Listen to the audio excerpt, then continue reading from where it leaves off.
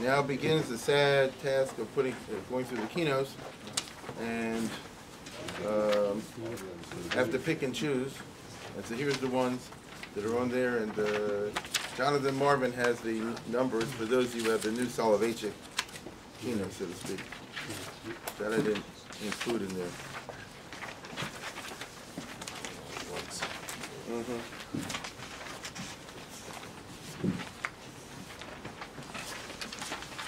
I made a selection for us, as we did last year, for the ones that I think will have the most meaning, because whenever it comes to Kinos, obviously many of these are written in a very obscure style, and most people, even smart people nowadays, most of the references pass by them because they're so elusive.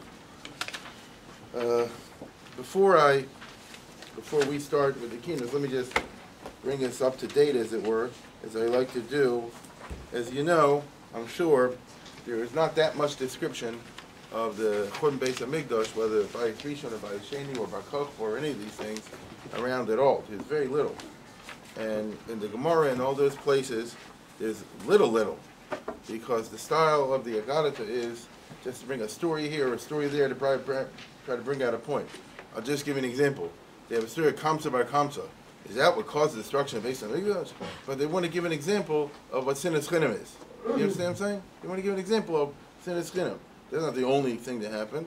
Or the story about the lady that many know in the Gemara, where she sends her servant to get the food and then she starves to death. They're trying to bring out a story to tell you of a wider phenomenon, which was this business with the famine. Or what they tell you about the Rabbi Zachariah ben Afkalis, who wouldn't let him kill the informer. As I'm sure everybody knows the story, wouldn't let him offer the carbon, therefore brought the whole thing down as a misguided frumkeit. There was also a problem at that time. They want to bring one story out to show you that. As it says, that his misguided frumkeit ended up destroying the Beis HaMikdash. Or the fact that the Biryonim, as I'm sure everybody knows the story, this is not the first time, unfortunately, you've been in Tisha. Hopefully it's the last time, but it's not the first time. And everybody knows that Yochanan and Zakkai said, let's surrender, or let's get out of here. And they said no, and they wanted to fight down to the last minute, even when he said it's hopeless. And therefore, they're trying to bring out from a story that, the crazy political stubbornness, where somebody says, I don't care what the odds are, but this is what we're going to do anyway, and we have that kind of attitude. So it also was a chorus. These are all just examples of the Churban in broad brushstrokes. And same thing is true what they talk about Bar Kochba and all the other, the very precious little they did. But if you want to get to the actual details of what it was really like on the 9th of Av, and like today, this here on the 10th of Av, because that's, I'm sure everybody knows, when all the burning, or a lot of it, was there, then you end up having to go back to the other sources, like in Josephus, because he's the only one that gives a detailed description of the siege of Jerusalem, the war that preceded the siege of Jerusalem, the actual Churban Beis HaMikdash, all the details and things of this nature. And you can kind of tell, I think, that it's true. You understand? In my opinion, what he's describing is accurate. I wasn't there, nobody knows for sure, but huge details are there. And you remember, so therefore we can concentrate for a minute and try to get a handle on at least what happened in the Churban Bayis Sheni, the destruction of the Second Temple, because for the Churban Bayis Rishon we have precious little. You see?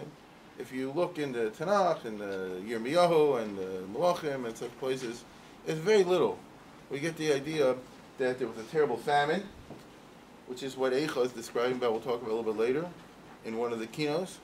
We understand that eventually they have to surrender the city. They didn't take it in the storm, they surrendered the city.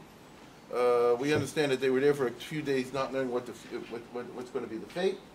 And then there was a Radin, the Babylonian general arrives and burns everything down and carries off whoever's left into captivity. That's the little that we have over there. So again, we'll see in some of the Kinos, a few of them anyway, that we're going to do, there's references to this from this Gemara or that pasuk. But overall, we have very little. The only details we have, as I said before, from the Second Temple, in which case, people usually get mixed up. I always like to point out to the chart that people get it wrong. The siege of Yerushalayim was for a couple months. The Romans under Titus started the siege of Jerusalem immediately after Pesach, let's put it that way, and within a couple of months, it was all over. Even though the Gemara talks about 3 years, all the 3 years for the whole war. And that's depressing enough. But the siege of Yerushalayim, as you can see in this picture, if you care, is something that takes place pretty rapidly, because if the actual Romans surrounded the city right after Pesach, so already in the 7th of Iyar, they already penetrated into what they call the new city. If you can see a little bit of it, you see a bunch of different walls, and that means that the original Yerushalayim was this big, and then they added new neighborhoods and put a wall around that, and they even added a third neighborhood, but they call them put a wall around that, Agrippa's wall. And the Romans very quickly broke into the outer stuff, and within, by the 15th of Iyar, this is way before Tisha B'Av, right? By the 15th of Iyar, not the 15th of Tammuz, the Romans had already breached the second wall, and then they concentrated on trying to get to the part of Yerushalayim known as the Har Bayis, as we all know. And that's where you get the 3 weeks. It's not about the beginning of the siege of Jerusalem, because the Romans were already in Jerusalem and had taken a significant part of the city, but rather they wanted to get to the base of Mikdash area, because they understood this is the heart of the city, it's the heart of the resistance. If you take from a military point of view, if you take the temple, the rest of the city, they're convinced, will fall. It'll break. And they knew the Jews will fight most desperately to hold on to the Temple Mount and all that area, and that's where they did it. And so already on the 5th of Tammuz, which is long before, quite before Shivasa B'Tammuz, they already were besieging the Antonia fortress, which is adjacent, and I'm sure many of us have been in Yerushalayim, adjacent to where the base of Mikdash was, and they captured that on the 5th of Tammuz. Next 10 days, 12 days, they're fighting like crazy in the Antonia fortress, trying to break into the base of Mikdash area. And they tear down, they raze to the ground over those 12 days the Antonia fortress, so that the Roman engineers can now bring up the battering rams, because they were experts in this sort of thing, and knock down the walls. And on Shivasa B'Tammuz, as you and I know, or maybe you don't know, Shivasa B'Tammuz is when they breach into the Har Bayis. So that means what you and I call the 3 weeks, from Shivasa B'Tammuz to Tisha B'Av, is not the siege of Yerushalayim. It's the fighting on the Har Bayis itself. The Romans were on the Temple Mount, and you and I have all been in Israel. We've all seen, one time or another, the Temple Mount where the mosque now is. Many of us perhaps have seen him from the other side. We can get a good look, like Shimmy and I did last time. You see the whole flat area. It's not that big, and in that area was desperate fighting for 3 weeks, which is why we do the 3 weeks. And it was in there that they're fighting until, so in other words, they're on the Har Bayis, but they're not inside the complex of buildings that we call the base of Mikdash proper. The place had the Azara and the Kodesh Kodashim and all that sort of thing. So it really was desperate at that point, and they thought that they're still going to win, the Jews, obviously, because if they're fighting even at that point, that they've captured the whole Israel, they've captured just about all of Yerushalayim, and they're down to the 99-yard line. The Jews are convinced, obviously, incorrectly, Jews are convinced that the Mashiach is coming now, as going to be a divine intervention at the last minute, because nothing else would explain why they would continue to fight at that point. If it was possible, it was at least possible to save everything by surrendering, and that's not what they wish to do. This is the reason why people are Yochim and Zakkai said, I'm out of here, because at this point it's not going anywhere, and yes, never in spite of that, they said, oh, we're going to fight anyway. So these are the Biryonim. And it gets to this point, so that leads us up to the 8th of Av, the day before Tisha B'Av, when the final drama begins, as he puts over here, and I'll read you for what Yoshiyahu says, by the 8th of month of Luz of Av, 2 of the legions that completed the embankments, meaning preparing the siege engines for breaking into the actual building itself of the base of Mikdash. Titus ordered the rams to be placed opposite the western portico in the outer court of the sanctuary, the outer wall of the actual base of Mikdash itself, the previous 6 days before arrival, what you and I call the 9 days, right? The previous 6 days before the arrival, the most powerful of the siege engines had incessantly battered the wall without result. Like the others, it made no impact on the huge and perfectly bonded stones. And we've all been in Yerushalayim, and they take you on the Kotel tunnel tours, and you see the Jagundo stones that are over there, and you understand that's exactly why they're made so huge and so powerful, precisely to be able to withstand a typical battering ram type situation. And so they saw the regular way to attack is not going to work. Another team, a Roman team, tried to undermine the foundations of the northern gate, and that's another way of doing it, undermining, you dig below and then pull it that way. And after great exertion, succeeded in levering out the outer stones, but the gate which was hung on the inner stones stood firm. So that didn't work either, because the stones were doubled, and if you take away a few, there's still others left. And that's why they're so big and powerful. Despairing of all attempts with engines and crowbars, the Romans set up ladders against the porticos, which means that they're not going to be able to knock the walls down, so they have to take it by assault, by a storm. The Jews were in no hurry to intervene, but so in other words, the Jews let the Romans climb up like the Alamo, bring up the ladders and climb up there, and then they pushed them down. And when they climbed up, they vigorously attacked them. Some Romans were thrust back and hurled down headlong. Others were encountered and slain. Many, as they stepped off the ladders, were unable to shield themselves with their bucklers and were cut down with swords. So these are the Romans who tried to take the place by storm and were not successful. They were being killed. Some of the ladders, crowded with men, were pushed from above and thrown to the ground. You know what that means, right? With everybody falling down on it. Not without inflicting considerable losses. Romans who brought up their standards, their flags, fought fiercely around them, realizing it would be a big disgrace if they were captured. But eventually the Jews captured even these ensigns, destroying all who mounted the ladders. And so it was an unsuccessful attempt of the Romans to take the place by storm. The remainder, demoralized by the fate, withdrew. Of the Romans, no one died without distinguishing himself, etc., etc., etc. Right? So you see that here we are in the 8th of, and even then, after all this, when they try to actually take it, the Jews fight back very strong, and they weren't able to break through. By now, the troops were already setting fire to the gates. And what that means is they figure, try this way, and this is the way that worked.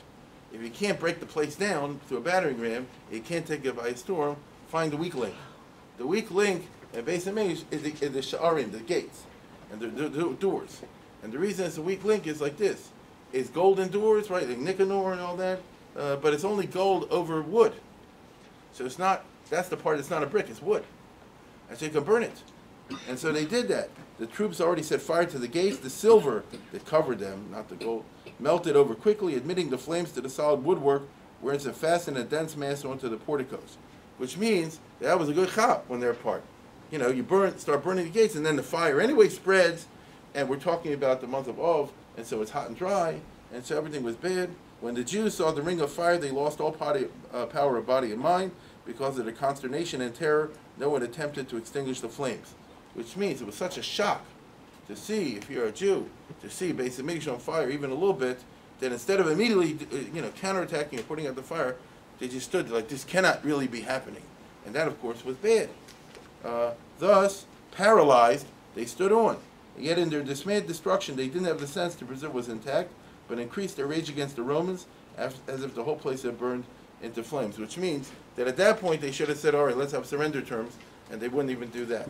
All through the following day and the following night, so that's what we call the 8th of Av, 9th of Av, the whole sanctuary, the fire prevailed, for the whole range of the porticos could not be ignited at once, but only one segment after another.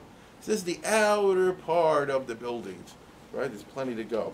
The next day, and you understand that the Beis HaMikdash, I'm sure everybody knows this, has outer courtyards and inner courtyards, what they call the Ezras Nashim area on the one hand, and then the inner part is also fortified, and so it's fortresses within fortresses. And there's a whole thing about Titus and everything, what they should do, according to Josephus' account, which is preserved in the Sefer Yosifon, which therefore many of the Rishonim and others hold from. He didn't want to burn the place down. You understand? He said, let's take it by storm if we can, but not to take it. But it's not going to happen, as you and I know. He says he had a council with his staff what to do about it. Some said to burn it down, some said not to burn it down. And he said not to burn it down, according to the story. And anyway, now we get to Tisha B'Av and Asar B'Av.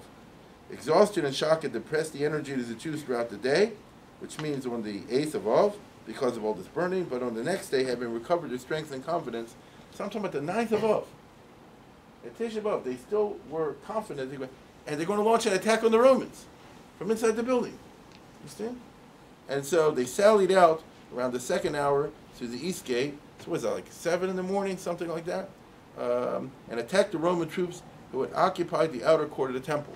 So as I told you, you have the inner part where the Ezra's Kohanim is, and the Mizbeach and the Kodesh Kadoshim and all that area. And then you have the outer part of the Beis HaMikdash proper, which used to be called the Ezra's Noshim, and all that sort of thing. So now they're going to attack from the inner part to try to chase them in the outer part.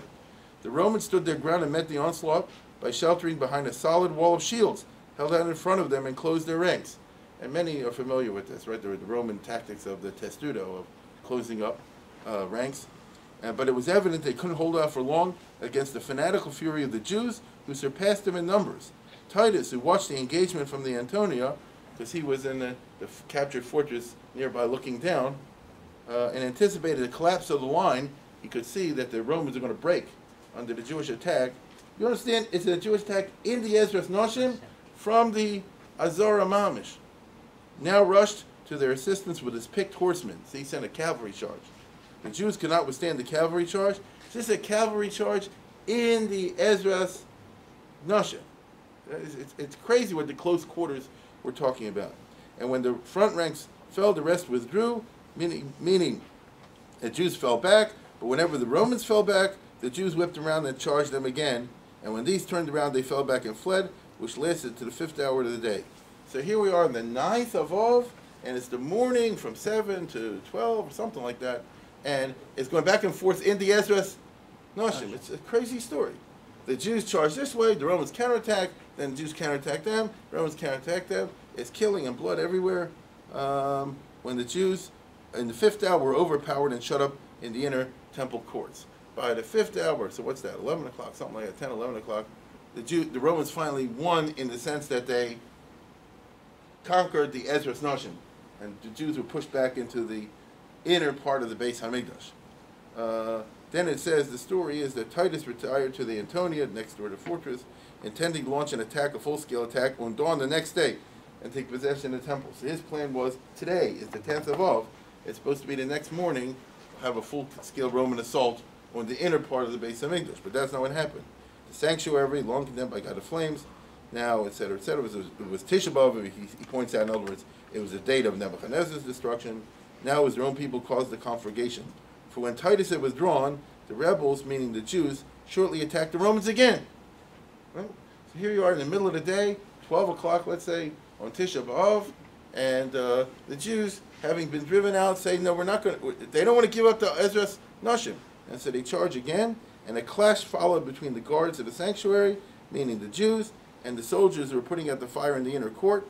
The soldiers routed the Jews and followed in hot pursuit into the temple itself. That was the problem. When after 12 o'clock the Jews made another attack and the Romans beat them, the Romans were able to penetrate, as part of the pursuit, into the inner part of the Beis Hamikdash proper, and that, of course, was disaster. Then one of the Roman soldiers, without waiting for any orders and with no dread of so momentous a deed, but urged on by a supernatural force, snatched a blazing piece of wood, and climbing on the back of another Roman soldier, hurled it through a low garden window that gave access on the north side to the rooms that surrounded the sanctuary. So when you're inside the main Beis Hamikdash, there's this huge building, part of which is we call the Kodesh, part of which we call the Kodesh HaKadoshim. There are a lot of, those who remember the Mishnah will know, there's Toim, there's all kind of little rooms and chambers all over the place over there, and it's one big building, and a guy tosses a flame, a torch, inside the building into one of those rooms, and we all understand what that means. Understand? Because then the whole thing's going to go up. As the flames shot up, the Jews let out a shout of dismay that matched the tragedy, because imagine, I mean, here we are in the 10th.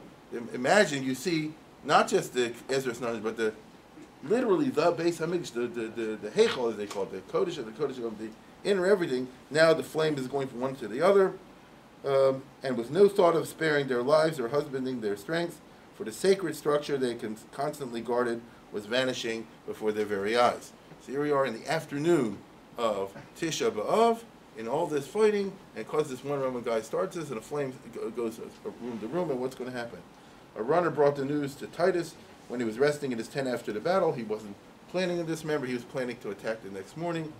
Leaping up, he ran to the Beis Hamikdash, to the temple, meaning to the inner part, to extinguish the conflagration. He was followed by the generals and by excited legionaries, and shouting confusion characteristic of a disorganized rush by a large force. Which means the Romans are charging in, screaming and killing, and Titus is trying to break through and say, stop this, according to this story. And Caesar, by voice in hand, waved to the combatants to put out the fire, but his shouts were not heard, as their ears were deafened by the overwhelming din, and his beckoning hand was unheeded among the distractions of the fight and the fury, the avenging fury. In other words, the Romans were out of control in the sense they want to kill everybody and destroy everything because it was a long battle that had been waging. No exhortation or strength could restrain the impetuosity of legions, for passion was in supreme command, and that's why you have a massacre. Crowded together around the entrance, many Jews were trampled by their companions, others stumbling through the smoldering and smoke-filled rooms of the porticos died as miserably as defeated, so a lot of people die from crowd crushing and things like that. It's smoke everywhere, it's burning everywhere, it's blood everywhere. As they drew close to the temple, the soldiers pretended not even to hear Titus's orders, but urged the men to throw in more firebrands. And the Jews were powerless to help. Carnage and flight spread the wind. Most of the slain were peaceful citizens, weak and unarmed, and they were butchered where they were caught. So in other words, nobody figured that they're going to break in at that time. And therefore a lot of Jews were there, even though it's the 9th of Av, they didn't know it's going to be that day. And they happened to be there to offer a carbon or something in the base of Midrash, and they were what we call at the wrong place at the wrong time, because here come the Romans and they're not stopping to kill anybody. The heap of the corpses mounted higher and higher around the altar. The stream of blood flowed down the temple steps, and the bodies of those slain at the top slipped to the bottom. There was so much blood. You understand? It's like a river of blood, and so bodies were here, were pushed down by the river of blood. It goes on to have a whole story over here about how Caesar, the Titus tried to stop it, but their respect for him and their fear of the centurion staff who was trying to hit him and stop him was overpowered by the rage of the soldiers, their detestation of the Jews, and their utterly uncontrolled lust for battle. Most of them were spurred on by the expectation of loot, convinced that the interior was full of money, and dazzled by observing that everything they saw was gold, because this is the Kodesh Kadoshim, this is the Bayis Sheni, everything, this is after Herod fixed up the base of Midrash, everything was done with gold and stuff everywhere, and that's what the Romans all want. But when they were forestalled by one who entered the building, meaning that any attempt to stop the fire was forestalled by one who entered the building, and when Titus ran out to restrain them, threw a firebrand in the darkness into the hinges of the gate. Notice then a guy walked mamish into what you and I call the Kodesh Kadoshim, and threw another torch into there to make sure that not only with the outer buildings, but the whole place will go up. And thus, when the flames suddenly shot up from the interior, Caesar and his generals withdrew, and no one was left to prevent those outside from kindling the blaze. And so in defiance of orders, they threw more. And see, the scene is now on the afternoon of Tisha B'Av, where the soldiers are, crazy with vengeance, and they're throwing one torch after another into all there, right? When the temple was ablaze, the attackers plundered it, and countless people who were caught by them were slaughtered. So there was a massacre, obviously, as they say, of many Jews, men, women, and children, who just happened to be there that day, and as I said, were at the wrong place at the wrong time. There was no pity for age or no regard for accorded rank. Children and old men, laymen and priests alike were butchered. Every class was pursued and crushed in the grip of war. Whether they cried out for mercy or they offered resistance, they were all killed. Throughout the roar of the flames streaming far and wide, the groans of the fallen victims were heard. Such was the height of the hill and the magnitude of the blazing pile that the entire Yerushalayim seemed to be ablaze. And we all know the way it used to be with the temple was on a hill, and so if that's a huge fire, it looks like the whole city is, and you can hear it, the noise. Nothing can be more deafening and frightening could be imagined, because since it's high up, the screaming can carry across the rest of the city, audio-wise. They were the war cries of the Roman legions as they leaped onwards en masse, the yells of the Jews encircled by fire and sword, the panic of the people who cut off above fled into the arms of the enemy, and the shrieks of the people as they met their fate, because when they ran to the Romans, they couldn't surrender, they killed everybody. The cries on the hill blended with those of the multitudes in the city below, because those people who are not in the base of English and are in the part still not captured by the Romans are looking up in horror up there. You see what's happening in the base of English, and for they're shrieking and screaming, right? And many people who were exhausted and tongue-tied because of the hunger, nevertheless, when they saw the temple on fire, found strength to lament and wail. Perea and the surrounding hills added to the deafening din. So you could hear this all the way across the Jordan River. That's what he's trying to say, Perea. You understand? You could look. Many of us have been in Israel, most of us probably, and Yerushalayim's on a hill, and nearby is another hill, nearby is another. You can see Yerushalayim from very far away. Just like many of us know, you can see Amman, Jordan on a night sometimes. Isn't that true? So you can see very far away. So in those days also, you can see very far away. On the 9th of Av, you see fire and smoke and screaming, and you hear it, But more horrifying were the sufferings. The Temple Mount, everywhere enveloped in flames, was like a boiling over from its base, yet the blood seemed more abundant than the flames and the numbers of the slain greater than those of the slayers. The ground could not be seen anywhere between the corpses, and the soldiers climbed over heaps of body as they chased the fugitives. And so the Romans are climbing over dead bodies to kill all the Jews who are trying to run away. The rebel horde, meaning the Jews, managed with difficulty to push through the Romans, and some of them broke out to run away to continue to fight. Some of the Kohanim tore out from the temple roof the spikes and threw it at the Romans, but it didn't work, and they jumped off and were killed. And finally, the Romans, it says, go around and burning the rest of the building over there. The people owed their destruction to a false prophet, who in that day declared to the people of the city that God had ordered them to go to the temple courts to receive the signs of deliverance. So there you have it. Some guy had said, this is Tisha B'Av, it's the day of the Korban, it's also the day of the Mashiach, let's go to the base of Mikdash and you will see the most amazing miracle that's going to happen. He was, of course, totally wrong, and there were a lot of people who believed him and went up there, and they were at the wrong place, as I say, at the wrong time. And it's part of the terrible business. It goes on to talk about how the Romans then had a triumph, they celebrated their victory over there in the base of Mikdash itself. The fighting in Jerusalem continued for another month. Many people don't know that, but in the lower city, they fought like the Warsaw Ghetto. I don't know. I'm not going to go read all the details. In the sewage area, you understand? The Romans, the Jews would hide in the underground tunnels and the water pipes and things like that, exactly like it was in the Warsaw Ghetto. But eventually, little by little, the Romans got them all. And by the 7th of Elul, many don't know that. By the 7th of Elul, the final victory of the Romans, they finished off the last of the what shall I say? They finished off the last of the resistance. And then it was all over. You understand? The Romans put their standards on top of the walls, and then you have, and with this I'll conclude, then you have what happens to the POWs. And that's a whole parsha by itself. It says over here, because the soldiers, they take all the surviving Jews, and they put them, like the Nazis, on the Har Bayis to stand while they decide who goes to be a slave, who goes to be sent to Rome, who goes to be killed, and all the rest of it. And lots of people die standing in the heat because there's no water. You understand? Because the soldiers were growing weary of bloodshed and survivors appeared constantly, Titus gave orders only to kill those who offered armed resistance and take alive all the rest. After a certain point, the Gemara talks about this and getting some know about it. After a few days they said stop killing people. The troops, in addition to those covered by the orders, killed all the aged and the infirm because they're not worth anything for selling. People in their prime might be useful were herded into the temple area and shut up in the Ezra's Noshim, and Titus appointed one of his men, Fronto, to decide the fate appropriate to each. All those who engaged in sedition and brigandage he executed. So the Jews told on each other, this one was a rebel and this was a rebel, and they killed them right away. He picked out the tallest, most handsome of the lot, reserved them for the triumph parade. And some of us were in May when we go to Arch of Titus, which commemorates this, of course, in Rome. Of the rest, all those who were over 17 he put in chains and sent to hard labor in Egypt. And while great numbers were presented to the provinces to perish in the theaters by swords or wild beasts, and those under 17 years old were sold. And again, the Gemara has many stories about these. During the days in which Fronto was sorting them out, 11,000 perished from starvation because they did not receive any food out of the hatred of the guards, right? And some would not accept it when it was offered. Some people would not eat, like even the concentration camp. Some people would not eat food that wasn't kosher, even in that extremity, and they perished. And they had filled so many mouths, there wasn't enough meat, there wasn't enough food in the first place.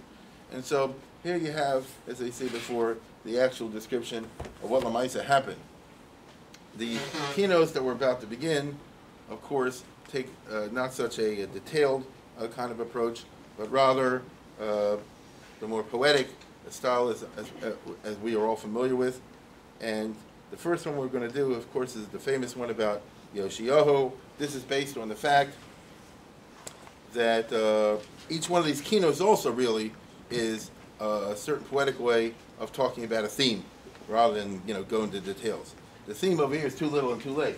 Everybody knows the story. I don't have to tell you the story. We'll mention it briefly about Yoshiyahu, where he tried to stop the idolatry and all the rest of it. It's too little, too late, because when we do this one, we're talking about as we're about to do, we're talking about the Bayis Rishon, and therefore we're talking about the biblical era. And then you have the very depressing task of reading through the books of the Old Testament, the Malachim, Yeshua, Shoftim, Shmuel, Malachim, and all the rest of it. And the long and short of the story is that the Jews came into Eretz Yisrael, as we all know, in the time of Yoshiyahu, and then in a short time they started messing up, and then you have a continuous decline over 800 years. It's not a pretty story. The Tanakh was written as a Musar book. Let's put it this way: it survived as a Musar book, and the idea of not for history. And the idea of a Musar book is learned from the past and don't repeat it. But you see, from the very beginning, as soon as the time of Yeshua, they were supposed to paradise lost. As soon as the time of Yeshua, they're supposed to drive out all the Arabs from Israel, all the Canaanim, Yevusi, and they do not do so. And it's exactly like happened in 1948. And the result is the same situation that you had, as we're familiar with today, in which there's a large Canaanite population in Israel from day one. And this has two devastating consequences in the long term. It takes a while to play out, but it's there. One is political and one is religious, and the religious is probably worse than the political. The political side, which we're told about in last week's parsha, is if you leave the enemy behind, they'll be like the thorns in your eyes, They'll cause you trouble. And God says, and I'll be angry at you, kasher dimisi lasos lachem, lahem esel lachem. That God said, I'll be so angry that you didn't follow my instructions that whatever I was going to do to them, I'll do to you. That's what it says. And to give you just one example, within a short time, 100 years, whatever, after the Jews are in Israel, they come this close to being wiped out by the Palestinians, not by a foreign force. This is Devorah and Sisera, correct? There were many wars in the time of what we call the Shoftim. I'll give you an example. Moab, Ammon, Midian, these kind of places. That's the foreign groups that are attacking the Jews. But then there's people like in the time of Hasniel ben Kenaz and the time of Devorah, in which it's the local Arabs, it's the Kanani, Amori, Prisi, and these kind of people that are so powerful that they're able to come this close to destroying the Jews. And if the Jews would have got rid of them in the first place, the whole thing wouldn't have happened.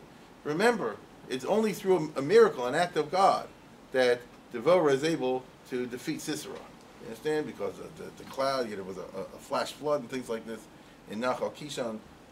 It means according to regular circumstances, the Jews would have been destroyed by failing to do what they were told to in the first place.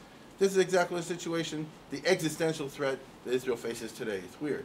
Here we are on Tisha B'Av. It's not a happy subject, but it's a fact. The big problem Israel has, and no one knows the solution, is what do you do with the Palestinians? They're going to come and try to kill the Jews as soon as they're able to. They're just not able to at the moment. But the second they are able to, they'll do it. And what is the plan? And that's the short term. They had the political problem of not having any kind of secure interior, just like Israel has this problem today. And then you have the other problem, which plays out over many centuries, and that's the spiritual or religious problem, which is that originally, if Eretz Yisrael, suppose the Jews would have listened and done it right, and the time of Yeshua ben Nun, suppose they would have made sure that the whole area of Eretz Yisrael had only the Bnei Yisrael in it and no one else, then it would be like the desert. Then they would grow up without any idols around them, because there wouldn't be any. Understand? Wherever you go, it's Meir Sharim. You understand? It'll be one big area of a zone in which there'd be nothing but Jews. So idolatry wouldn't exist in a practical way.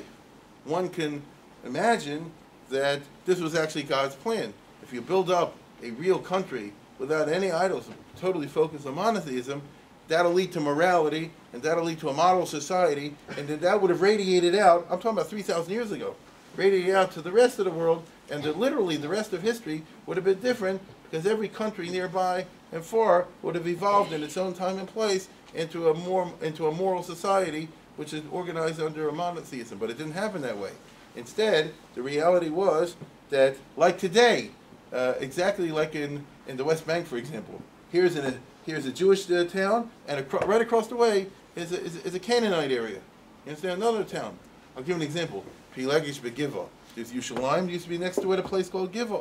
So Giva was a Jewish area, and just next to it, at that time, was Yerushalayim, which was an Amori, was an Arab area, a pagan area.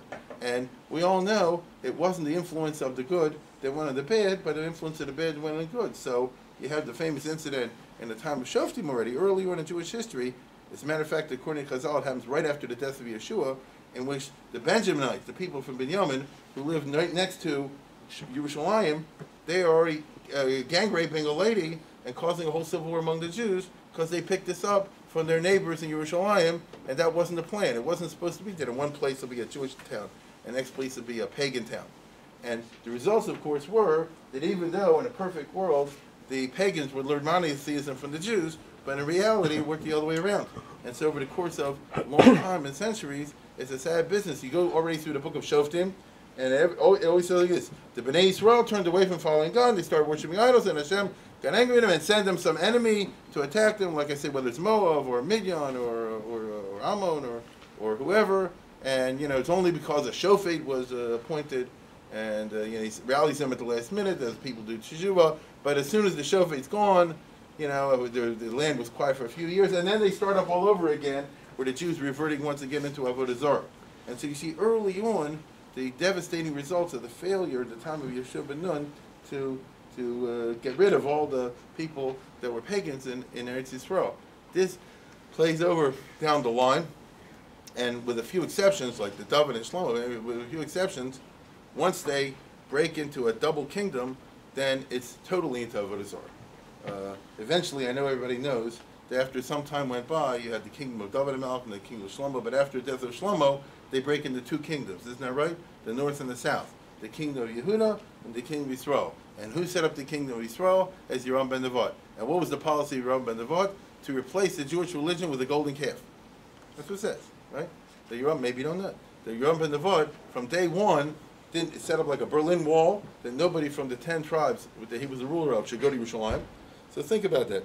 Excuse me, for hundreds of years, nobody from Ruvain, I don't know, Yisachar, Zvulun, Dan, Naphtali, Gad, Asher, all those tribes, nobody was permitted to go to the Beis HaMikdash. Okay? Think about that.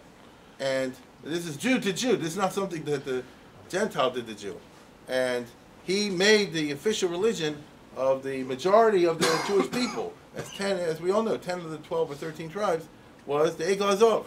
And all the kings, without exception, of the north, for a couple of hundred years, every single one of them worshipped the Egel Azov. Some were even worse, like Achav. In addition to the Egel Azov, they also did the Baal and Asherah. But some were not so bad. All they did was the Egel Azov. None of them was into what we call Judaism. It's a sad story. That's why I said, people can look at me and say, what's he talking about? If you read the Tanakh, you'll see it.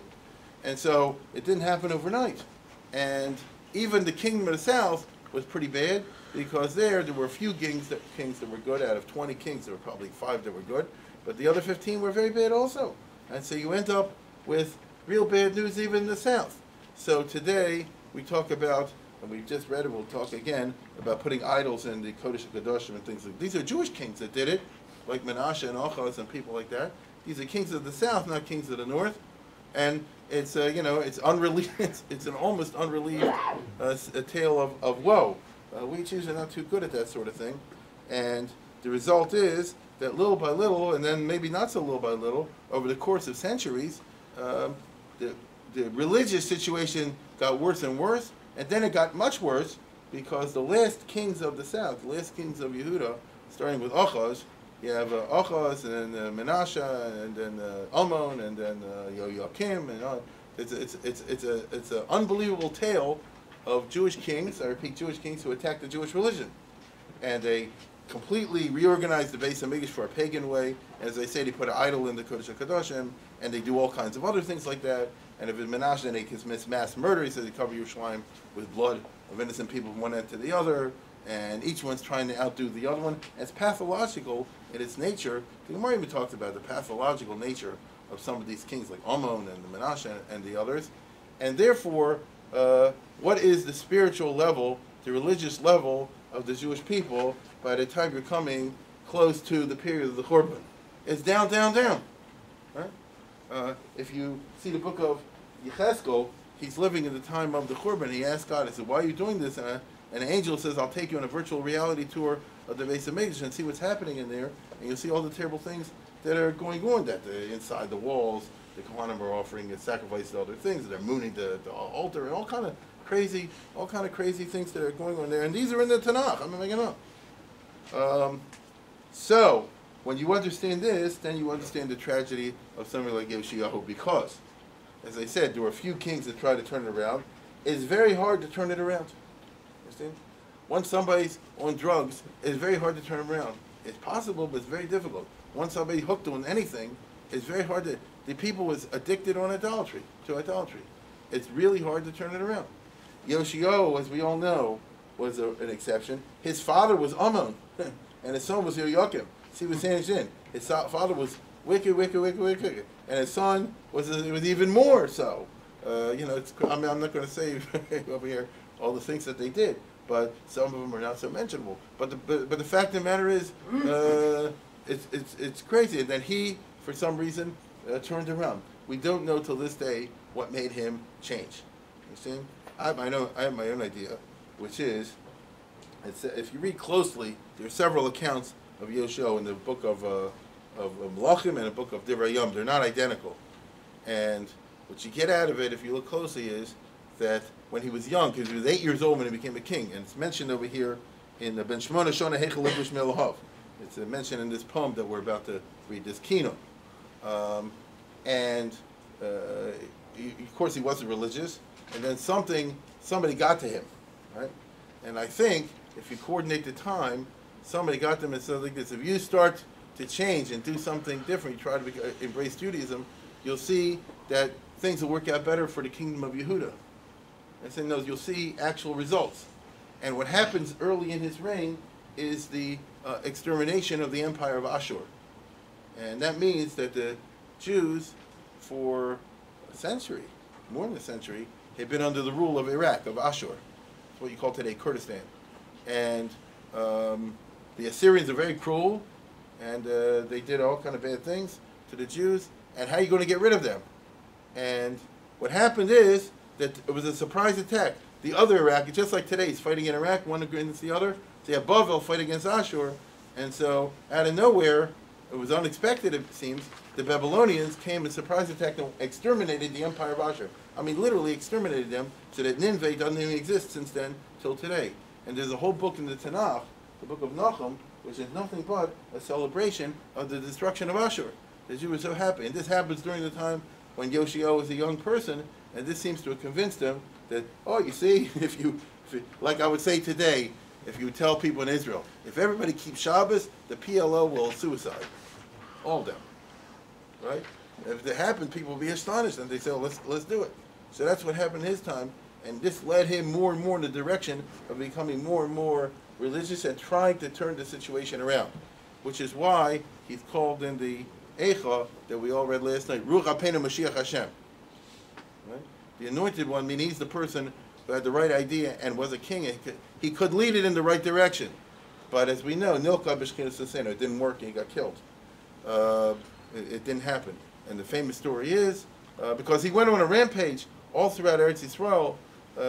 If you read, again, you have to just read it to get rid of all the idols. It's depressing because it says he destroyed this idol, and then there was another one in Yerushalayim, there was another one at the gate, there was another one on top of the roof of the Beis Hamikdash. Oh yeah, and he also got the curtain that the women were sewing in right next to the Kodesh HaKadoshim. Oh yeah, and the sun god, the chariots of fire that was set up by Yoshua, the governor general. In other words, it goes one after another. You see the unbelievable extent of the idols.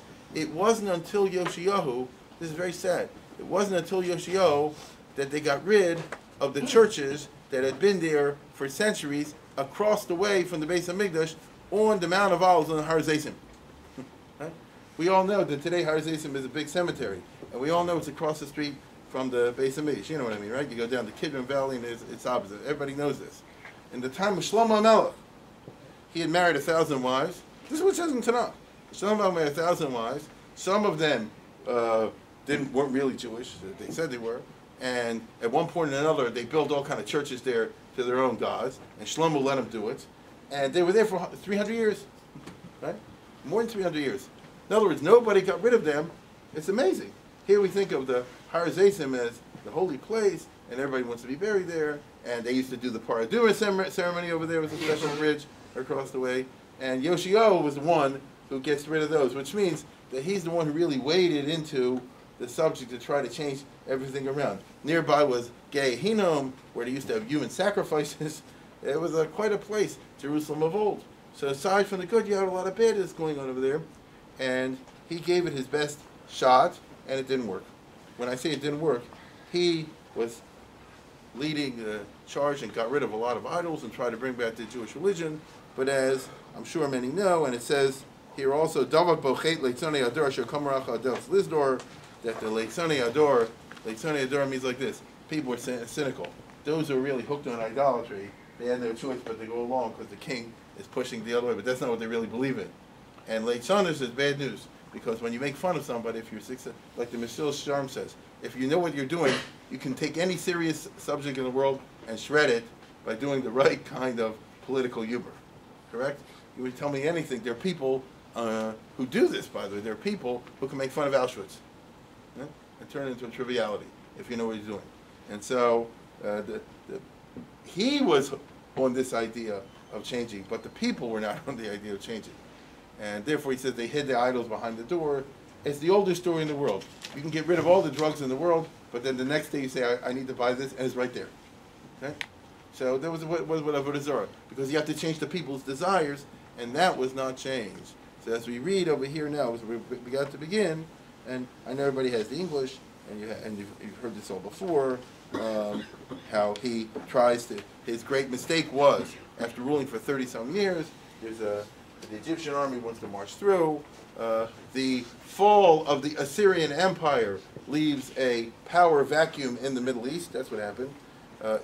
Judah is not a big power, but there is going to be some dominant power. For example, today the dominant power is America, right? Iran is trying to become the dominant power. That's the politics of the current time. Right? Iran wants to be the dominant power in the Middle East. Iran doesn't like the fact that America is the dominant power in the Middle East, hence all the stuff that's going on now. So you had the same thing at that time, but the two contending parties were Bavel, right, southern Iraq, Nebuchadnezzar, and Egypt, correct? As we all know, the Muslim Brotherhood, unfortunately, is just taken over Egypt. They're going to be a player in this now, you see? And Paro Necho, the famous story is, the Pharaoh of Egypt, is a famous person in history, marches the army through Israel to go north to the Euphrates River to have a battle with the Babylonians to decide which army would be stronger, which one will become the dominant power in the Middle East. As far as the Jews are concerned, all of the prophets, all the Nevi'im, have a message which is identical, and which is very interesting, and that is, stay out of international politics. You understand? Eretz Yisrael is a small country. We Jews have not been destined ever in our history to be large in the quantitative sense. We have always been large in the qualitative sense, correct? Jews are not a big military power in the typical sense. If we're a power because of brains, we're a power because of intellect, or because of contributions they make. The Jews are a very important group relative to their size. As you know, look at the Nobel Prize winners, as they say. But it's not through having the Russian army or something like that. And therefore, if it's going to be a war between Mitzrayim and Bavel over who should be the ruler in the Middle East, what do you care? Either way, you're going to be number 2, number 3. And Yoshiyahu didn't see it that way. And he wanted to block the Egyptian army from marching through Israel. To be technical about it, it wasn't even marching through his territory. He had been the king of Yehuda, which is a small area around Yerushalayim, as we know. The Egyptian army marched up the coast, as conquerors have done throughout history, because an army has to walk in flat land. And as we know, Megiddo is where the mountain breaks are. Many of us have been there. The central Israel is all mountains, correct?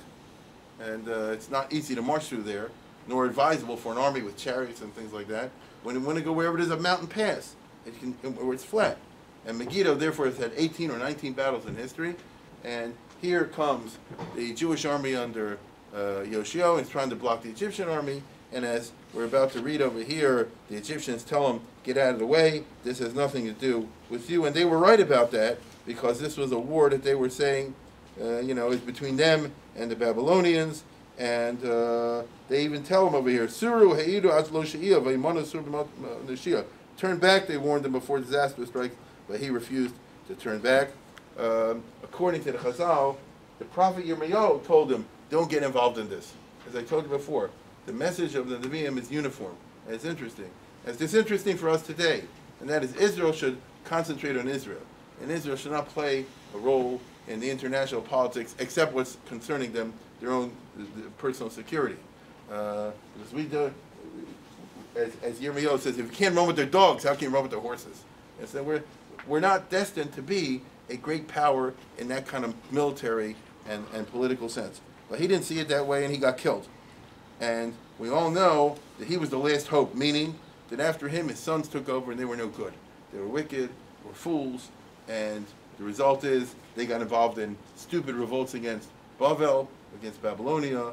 So here we have a world empire now that just defeated the Egyptians, and the Jews are going to take them on. The Jews don't have any kind of real hope of doing so. The Jews were seduced into rebelling against Babylonia by the Egyptians. So here again is a lesson of history which is repeated over and over again in the Nevi'im, and that is, don't rely on Mitzrayim. That is so many times in the book of Yoshiyahu, in the book of Yirmiyahu and others, don't rely on that. It's a mishenes konaratzutz, which means that if you rely on Egypt, it's like leaning on a reed which will break, and it'll cut through your hand. If I lean on it, it breaks, and the sharp edge of it cuts through the hand, which is the famous image of the bad friend, of the unreliable friend. And you and I know that this is Egypt today, exactly as it was Egypt 3,000 years ago. Nothing has changed in this regard. And yet, the kings of Yehuda, Tzidkiyahu, Yochanan, say, oh, we can rely on Egypt, and they'll help us against Bavel. And of course, that didn't happen, and led to the Churban Beis Hamikdash. So, it's the sad message that sometimes it's too late. Meaning, if you allow things to deteriorate to such a point, if you allow someone to become addicted to something, that you can't say, oh, I can always turn it around. Or you can always get it to change. Addiction is addiction, and it doesn't change. It's very bad. In the case of the Klal Yisrael, they were addicted to Avodah Zarah, and as many know, 70, 80 years after this, they had to pray to God should change. In other words, to bring around a physiological miracle that the kill the Avodah Zarah of the Yitzhak Avodah Zarah knows that the Jews shouldn't be interested in this anymore, and afterwards they weren't. So short of a miracle of this type, you see the terrible consequences of any kind of addictive behavior, and in that light, we'll now read the Kinos of Yoshiyahu. As I mentioned, if you read it, if you listen to what it says in Josephus, it says as the place went up in fire, it says Titus went in to see the place before it goes up in flames. And the Gemara is a famous story where he went in a condescending way, as an act of decadence, and he brings in a zona, and then he stabs the parochas, and all that sort of thing.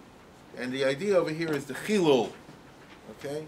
And this poem wants to bring out here the chilul, which is that Kodesh Kodashim is defined as a place nobody ever goes to, as we all know. And here the enemy can go to and act in such a disgusting way, and this leads to a whole Agadata about the bug that went up the nose of Titus and all the rest of it. And so what you see over here is a constant repetition over here in themes that are brought from different places in the Agadata and the Gemara and the Medrash and all the rest of it about atrocities, I guess you'd say, perpetrated by the Romans, because why not? They were so angry by the time the war was over that they wanted to take, what should I say, a full vengeance on the Jews. And the idea of burning down the Beis Hamikdash they really wanted, which you want to break the Judaism. And maybe they came close to it, we don't know. We know that we survived as a people, but it must have been a terrible blow at that time. There's no question that a lot of people abandoned Judaism and things of this nature when the Beis Hamikdash was destroyed. You have to understand, I mean, that was a very difficult period in which the Jews went into in a mental way, in a psychological fashion, and that's why it says that remember when Titus went in and stabbed the parochas, as it were, and he was going lifnei v'lifnim, and bias ketimi lechem upon him. If he came to the place in which the Kodesh is, and then the Kodesh HaKadoshim, the Kodesh of course contains the room in front of the Kodesh HaKadoshim, which has the three items of furniture there. What is it? The menorah, the lechem upon him, and the what's the other one? Then the Ketorah, the Mizbach HaKetoras.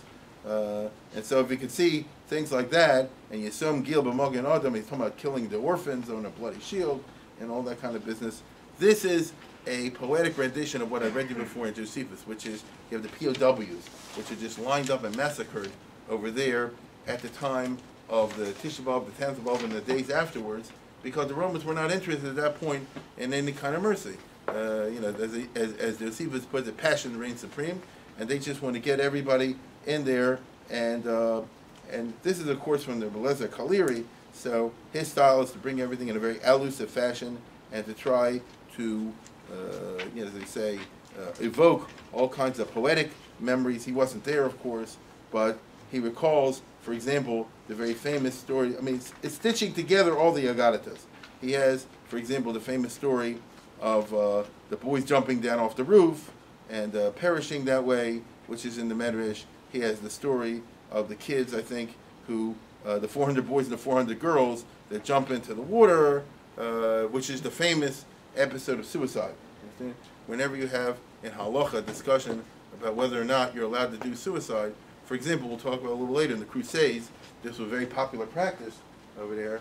They didn't look to Masada because that's in Josephus and nobody cares about what he says. It's not from a source. But there's a famous story in the Gemara in Gittin of the 400 boys and 400 girls that are on a ship being taken to be brothels in Rome, and they all jump over, and the goddess sounds like they did the right thing because a voice came out from heaven and said, you did the right thing.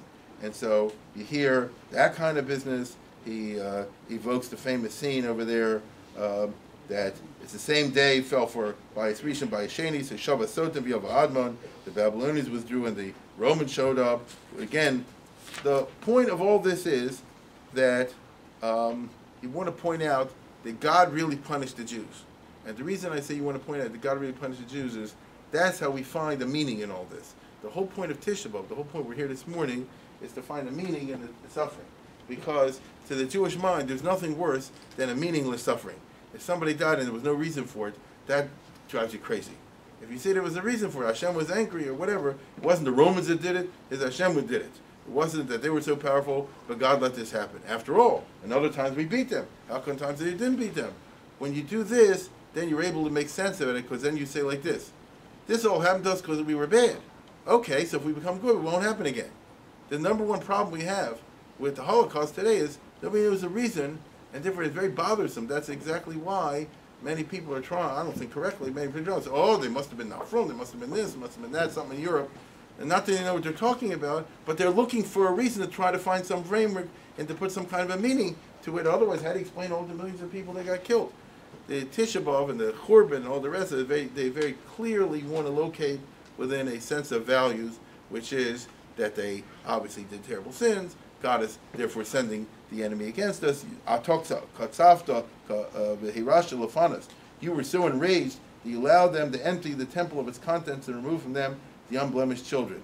Meaning, we must have gotten Hashem so angry with our Averas that this is the result of it. Oh, so then you see, we're really in charge. If you don't do the Averas, then it won't happen. Then I have some kind of a sense to it. It's like you say, somebody got killed. Why? Because he didn't wear a seatbelt. Okay, so it was a tragedy, but now I know you wear a seatbelt. It won't happen. You see, you try. If you say it just happened contingently, it had no meaning to it whatsoever, then it won't work.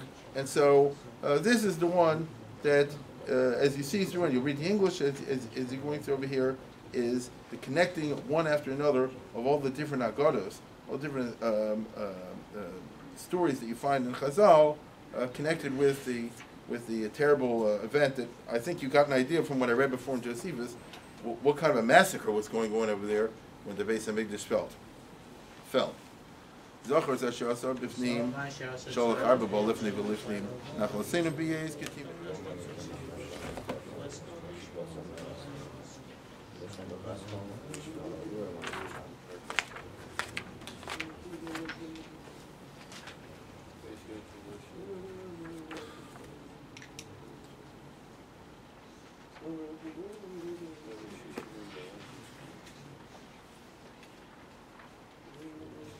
The theme of the next one is one we often forget about, and that's hunger, famine. I'm still under as I mentioned yesterday in Shul, if you read this new book about the World War II and the food, you see what a huge part eating and not eating plays in life in ways we don't think. We think about people get killed in battle, and not the people that perish from starvation. I mean, it just struck me when I was reading, as I say on Friday, in Guadalcanal, 20,000 Japanese died. 4,000 died in battle, 16 starved to death. 16,000. You know what I'm saying? We get this over here. We know when the Babylonians besieged Yerushalayim, what happened was the city starved to death. They didn't storm the city successfully. The soldiers must have had food, but everybody else didn't. And so you have the scenes that are described in the book of Eicha, in which they say to their mother, "Where's the food?" And there's no food over there. And Yirmiyahu says so bitterly, "Tovim hayu chale cherem michale rav," right? That those who perished by the sword were luckier than those who perished by the famine. It's in America, thank God, is a country which is distinguished by plenty, always was, even in the middle of a war. But not all countries are like that. You understand? And I'll tell you again, I was reading the thing, she writes in the book, she said, a lady complained, what's the worst thing that happened to you? Lady in America, what was the worst thing in World War II? Oh, it was terrible. I used to have 3 coffees, and in the war I could only get 1 coffee a day. You understand? And then you think about the Jews and others around the world who literally starved to death. You understand? They literally starved, there was no food. And it was a slow and terrible thing. And what happens in that situation is, the human being is reduced to the worst. And again, if you think this is from long ago, I could tell you, people in the camps and all the rest of it, I've said many times before, my father was in Dachau, and there was a fight broke out, and they separate 2 people trying to choke each other to death in 1944. Each one trying to choke each other to death, and then we'll fall apart, and it's a father and a son. And why would they kill each other? The father wants to kill the son because the son stole the father's bread. And what do you do with that? And he says over here, the exact same thing happened, unfortunately, in Yerushalayim, and the Gemara confirms this, by the way. If you read in Gittin and elsewhere, the Gemara confirms that one of the worst things that happened was the kafna, as they call it, over there. That the Chacham Yochim ben Zakkai says, either go out and battle the Romans and see who wins, and they said no. Well, then surrender them, no. So you try to have in the middle, then there was a kafna. There was a terrible famine, and as I say, the Gemara puts it in this way about the rich lady who, she asked for this bread and that wasn't ready. With that bread, eventually she perishes, as we all know. And that's to bring out a whole scene over here. And Josephus tells us in gruesome detail. He describes, for example, the fact that one of the worst parts about the whole war of that ended in the Churban Bayis Sheni was what the Chazal call sinas chinam, what people don't understand what that means. Sinas chinam means it was a civil war. It doesn't mean I don't like you because I don't like the dress you're wearing or because you look bad at me or something like that. There was a civil war. So there was a civil war among the Jews, you understand? Which raged all during, all during the war against the Romans. You get it? That's fatal. Besides the fact that the Jews had no unity of command and therefore couldn't win anything, in addition to that, you had, for example, over here, very briefly, if you look, this is the city of Yerushalayim, and it's different shades of color. This is held by one faction versus another faction, including the base of Mikdash. There's Yochanan of Gush Chalov, and Shimon Bar Yochai, and this, and Elazar ben Shimon, this group and that group.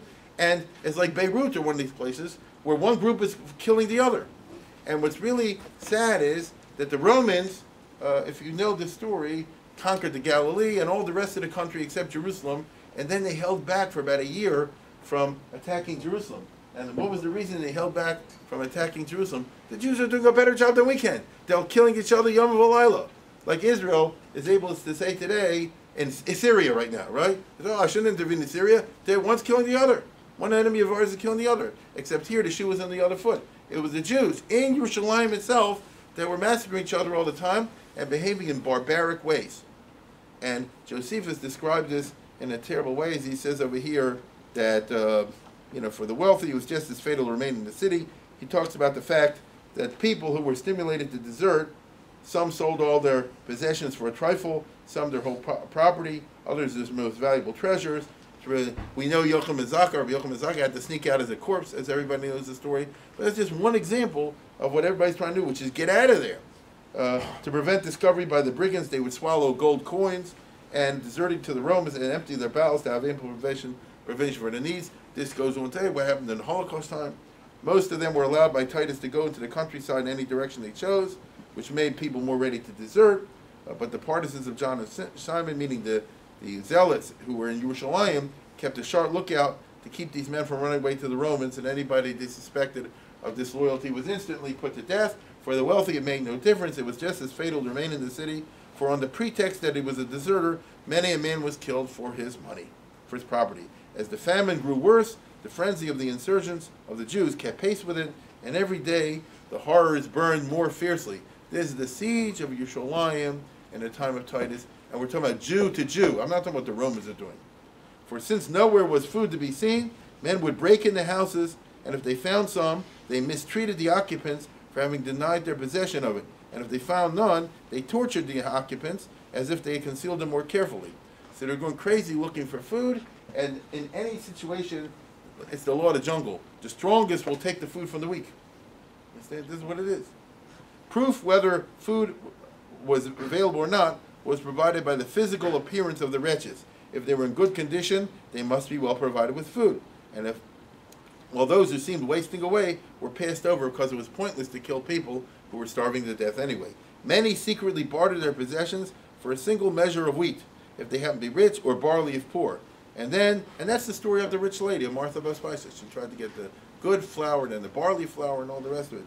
Then they shut themselves up in the darkest corners of their houses, and the extremity of hunger, some ate the grain which was unground, which by the way is very bad for you, and others baked it, others guided by necessity of fear. Nowhere was a table laid, because the food was snatched half cooked from the fire and torn into pieces, because this is the things that hunger drives a person to do. Pitiful was the share, and worthy of the tears, the spectacle, for while the strong had more than enough, the weak could only whimper. That's the way it goes. All human emotions yield to hunger, but of nothing is it so destructive as of shame. What at other times would command respect, and in times of famine is treated with contempt. And that's why you could have, as I said before, in Dachau, a father and a son killing each other over a piece of bread, even though that breaks the normal rules of family. But you can't judge anyone in that situation, because when you're driven to the extremity, I mean, Chas v'shalom, nobody should ever know anything like this. Thus it was that wives snatched food from their husbands, children from their fathers, and mothers out of the very mouths of their infants sometimes. While the dearest ones were dying in their arms, they did not hesitate to deprive them of the life-giving morsels, because you just can't hold yourself back from what your body craves. But this way of satisfying their hunger did not go unnoticed. Everywhere the soldiers hovered, ready to snatch away even these pickings. Whenever they saw a house with locked doors, they concluded that those inside are taking food, and bursting in the doors, they rushed in, and forcing the bits of food out of their very jaws, brought them up again. They beat old men who were clutching their victuals. They dragged women by their hair as they concealed what was in their hands. They had no pity for gray hairs or infants, but picked them up as they clung to their scraps and dashed them to the ground. And these are Jews to Jews. If anyone anticipated their entry by gulping down the food they hoped to seize, hear people knocking the door, you swallow what you can, they were more savage, as if they were defrauded. One would shudder hearing the methods of torture they devised in their search for food. They blocked up with vetch the orifices of their poor victims' bodies, and they drove sharp stakes up their posteriors. They inflicted the people tortures untold to make them admit the possession of a loaf, or reveal the hiding place of a handful of barley meal. And this is what we mean when we're going to read now in a poetic form, in Tochal Nanoshim Perium Ali Tipuchim Al Ali, where you have stories of terrible things happening as a result of hunger, cannibalism and things of this nature. It was not that the tormentors were hungry, then their actions would have been less barbarous, but they were keeping their passions exercised and providing supplies for themselves to use in the coming days. Because the soldiers were the strong ones, and they had the food, but they want to take even more food away from people. And you say, how can you do this to another Jew? It happens. That's what I'm trying to say. It happens. Again, when men crawled out at night as far as the Roman outposts to gather wild herbs and grasses, then the soldiers would meet them, and just at the moment they were safely from the Roman lines, they were snatched from them what they procured. And often, though their victims implored them, appealing to the sacred name of God to let them have a fraction of what they collected, not a morsel was given them. They were lucky if merely robbed and not killed as well. And as he talks about the utter degradation of the Jewish race, which is what is going to happen whenever you have, as I said before, whenever you have a situation of terrible famine. And there's even, as they say, recorded in here, the terrible story of the mother that eats the child, in other words, of the cannibalism, which is what we're which is what Yoshiyahu said last night, and which is what it reads over here. And when you say, how could somebody do a thing like this, you can't ask any questions on anyone. He says there was when they're reduced to those circumstances, because the hunger is just unbelievable. And again, if somebody doesn't believe me, you read this book. I'll show you later on. Happened all through World War II, and I'm not talking about the Jews. I'm talking about the Japanese, the Chinese, this all over the world. When people get some starving, then watch out. There was a woman, Miriam, the daughter of Elazar, who lived east of the Jordan in the village of Beersheba, distinguished family and fortune, and fled with the rest of the people. She became engulfed in the siege. So in other words, she was in the wrong place at the wrong time. Most of her property, which she packed up and brought from Perea to the city, had been plundered by the tyrants. The remnants of her treasures and any food she managed to procure were stolen day after day by the henchmen. Full of indignation, she kept abusing and cursing the extortioners and aroused their anger. But no one, either out of resentment or pity, put her to death as she wished. So here she's starving to death, no one even will kill her, they just take all of her food. You see? Weary of providing food from others when it was impossible to find anywhere, and while hunger ravaged her internal organs and marrow, and rage consumed her even further, she yielded to the promptings of fury and necessity, and she defied nature itself. Seizing her child, a baby at the breast, she said, "Poor baby, why should I keep you alive amidst the war, famine, and civil strife? We'll only face slavery with the Romans if we survive until they arrive. But famine will restore slavery, and the soldiers will be even more cruel. You will be my food and avenging omen for the partisans and to the world, the only tale as yet untold of Jewish misery." This is something the Jews have not reduced to, but now it's going to happen because circumstances bring us to it. And so doing so, she killed her son, she roasted him, ate half, and concealed it, and saving the rest. The soldiers appeared at once, attracted by the unholy odor, and threatened that unless she produced what she prepared, they would kill her on the spot. She said, "I saved a good helping for you." And she showed the remnants of the child, overcome with horror and stupefaction. They stood immobile at the sight, and she said, "This is my child, and so is this deed. Come and eat it, I have done so. Don't be softer than a woman, more tender-hearted than a mother. If you're pious and do not approve of my sacrifice, I'll eat the rest." And so they left the house trembling, cowards for once, though with some reluctance they left this food to the mother, and the whole city talked about it, and so on and so forth. If anybody knows the book of Malachim, they will recall the similar story in the Bais Rishon period in the north, in Shomron, when the city was besieged by the Arameans, in the time of King Yehoshaphat, and two mothers come to the king with an argument, and then one mother said, "Yes, yesterday we ate my kid, and now she won't give up her kid, and that was the deal." And the king hears this and is shocked, all the rest of it.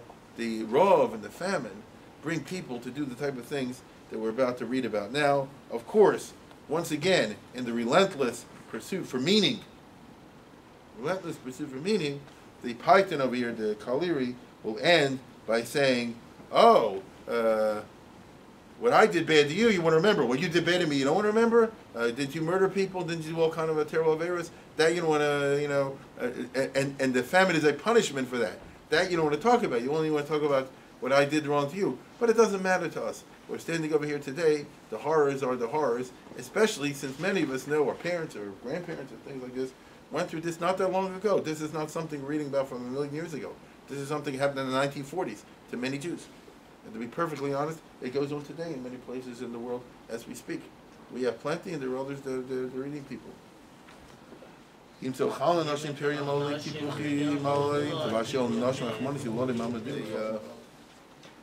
Switch to a different item, instead of a different aspect of the Korban.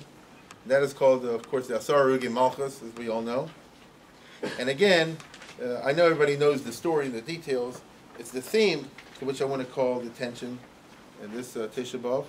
And that is, one aspect is starvation and cannibalism, and one aspect is the addiction to idolatry and that sort of thing, as we saw before. And one aspect of Korban is the phenomenon of the extermination of the Gedolim and the effect this has on the people, because I'm always reminded of the fact that we all know that Acher, Elisha ben Avuya, went off the derech, became a pagan, and not only that, he became a capo for the Romans. He fingered people and got them killed. And it wasn't just that he stopped keeping Shabbos. And he was one of the big Tanoim, and the question is always, how could this happen? And it's very interesting that if you go through the different Talmudic literature, you find 4 different stories, 4 totally different stories why he switched.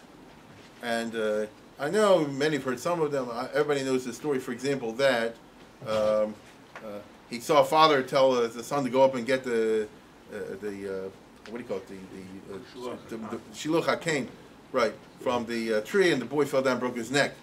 And he said, that was too much for him, because it says, these are the mitzvahs, Tisha B'Av, and all this, they're supposed to give you a long life, and here was the opposite. It must be this is all baloney. That's a very famous version of the story. But there's a totally different one, which says he went into parties, right? He's one of the 4 people who went into parties. That's another.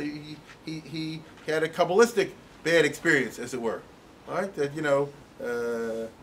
Rabbi Akiva went in and out safely, but the other 3 did not, and one of them was him. That's a completely different interpretation of the story.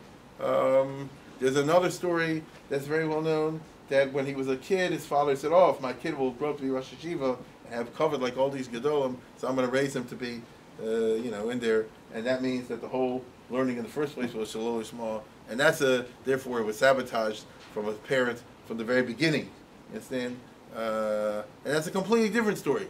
And the 4th one, as was just mentioned over here, was this. In other words, he saw the Asar Malchus, and he couldn't take it. It says he saw the tongue of Chutzpis and Maturgamon. So one of the 10 that is killed over here is a Chutzpis, and the Maturgamon, of course, means, in those days, he's the one that explains the shiur.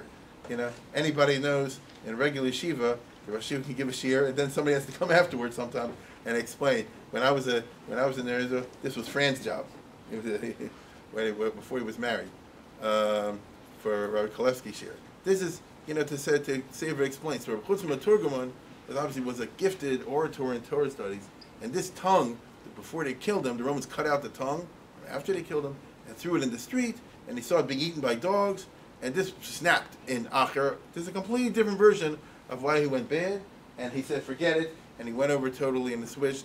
And we can understand it because we've lived in this in our times. There are plenty of people who, as a result of Auschwitz, totally flipped and snapped and went over and became something very different, and you can totally understand it. In other words, it's not a question of judging someone. This is reduced to circumstances of a Tisha B'Av, of what he saw, that he said, it cannot be Zu Torah, Zu Schora. I mention that because it's well known that what we're about to read is not exactly the way it happened, because there weren't 10 martyrs at one time. For example, Rabbi Akiva is one of the people mentioned over here, and he is, as well known, was killed in the aftermath of the Bar Kokhba rebellion. That the Emperor Hadrian, Adrianus Caesar, decided to play hardball, and as everybody knows, Rabbi Akiva backed Bar Kokhba, right? And it's one of the reasons why it was such a huge rebellion. It's very little we know about the rebellion, but we know it caused the Romans a lot of trouble. Somebody was asking about this last night. Tisha B'Av is, among other things, the Bar Kokhba, because it's the first base of Mikdash, it's the second base of Mikdash, and Beitar. And Beitar was the fortress, as everybody knows, of Bar Kokhba. And whereas in the war that we just read about of Titus, the Jews were sabotaged from day one by the lack of unity of command, it's the opposite. They had a civil war. So while they were fighting the Romans, they were fighting each other. But even if they weren't, when you have different armies and there's no unity of command, you're condemned to defeat, almost always. So the Romans had one general in charge, and the Jews had 10 generals in charge. You know what that means. By contrast, when it came to the rebellion of Bar Kokhba, it was the opposite. He was one guy, he was in charge, and he had a tremendous charisma. The Yerushalmi says that he told people, chop off your finger if you want to join my army, and they did. You understand? And even when the rabbi said, don't do that, he said, okay, ride at a full gallop and pull a tree out of the ground, which is either you're tremendously strong or you get the hernia of hernias. You know, you yank a tree out while you're riding. It's a fact. And people did it. So in other words, he had thousands of followers who follow him fanatically, and that's what you want in a war. And Rabbi Akiva said, Deinu Malkan Mashiach, you know, he's the one. And they had a united command and all the rest of it, and he came close to defeating the Romans. We don't know the details, but it must have been something, okay? And therefore, when it was over, the Romans said, we're going to kill Rabbi Akiva, because he was one of the big guys involved in it. And they killed others also. On the other hand, some of the people we're going to read about now, like Rabbi Shimon Gamliel and Rabbi Shmuel, they were killed by Titus, which is 60 years earlier than that. You understand? So everybody knows it's not really sorry Gemalchas, like they gather them all together and kill them 10 times. They're talking about the phenomenon of the Romans kill. Rabbi Yehuda ben Bava again was killed in the time of Trajan. He says the phenomenon of killing the Gedolim, which of course has the result, first of all, of messing up the whole Torah, especially in those days when nothing was written down, and second of all, leaves acher reactions, because many people say like this: if this is what happens to these people, then the whole thing is baloney. You understand? There are many people, I know myself personally, he says, oh, I was in Europe, in Lithuania, something like that, and I saw the whole town get killed, and the rabbi's head was split by an axe, and there's no God. And you can understand where, I hear where they're coming from. You understand? And this is the side of the tragedy, which is brought out of the famous poetic rendition of what's told over here about how, they go Shamayim, and, they ask whether it's going to be in there, whether this is the designed or not. There are two famous versions of this. One we read on Tisha B'Av, one we read on Yom Kippur. They're not exactly identical, but the point they want to bring out is that the Churban was not something which just hit the people, and the rabbis and the others were unaffected on the side. It hit everybody. In the case of the destruction of Beis HaMikdash, Rabbi Yochanan Zakkai was able to get at it, as we all know the famous story, and cut a deal with Vespasian. Rabbi Shimon Gamliel was one of the leaders of the rebellion. I don't know, none of us know exactly how he died and what his role was in the civil wars where it all played out, because we don't know. But he perished in that, and so did many others. And so, as we are about to recite this very famous poem that we all know so well, we keep in mind that we're dealing with a phenomenon that goes on down, Rabbi Chanan Wasserman and so many other people were killed in the Second World War. It's not that, all the rabbis got away, or there's one standing on the side. It's the destruction of the leadership, which is a blow by itself.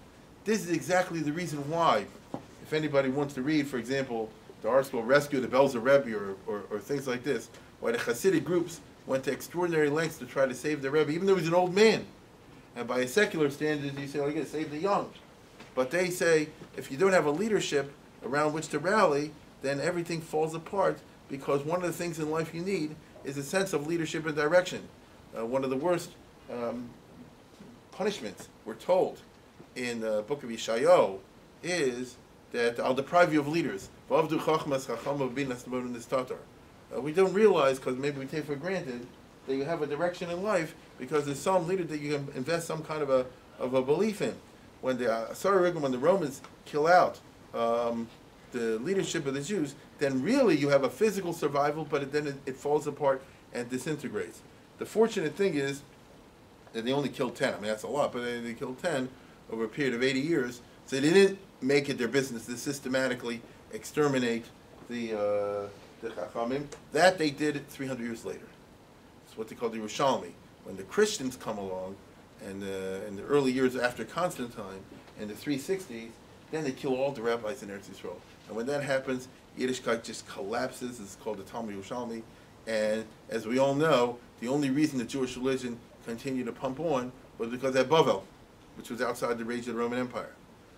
If they go after all the leaders, then it's a doom, even if the followers stay behind. That's a powerful message we take with us as we read this famous Kinos. It